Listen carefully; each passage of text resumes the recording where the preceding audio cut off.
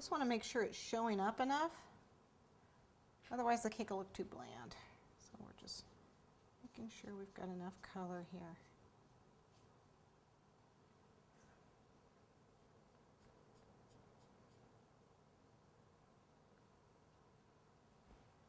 And the silver, just darkening it up a little bit so that you can see it a little bit better. The dots pop.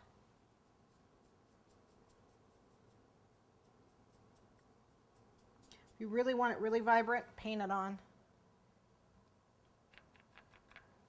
But I wanted mine to look more airbrushed. Unfortunately, I don't airbrush. And this is the way I have to do it.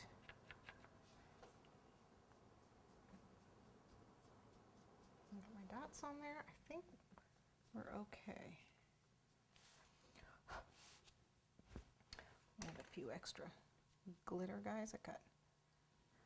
Okay, the one last thing I wanted to do here is get some of the super pearl on the edge of the cake around the mask, because it's actually supposed to look like one giant piece.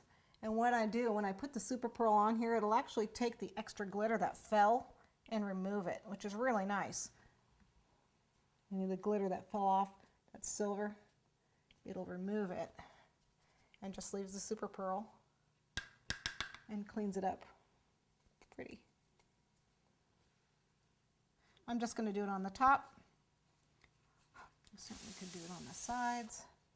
You know, she kind of looks like she's got a big nose. But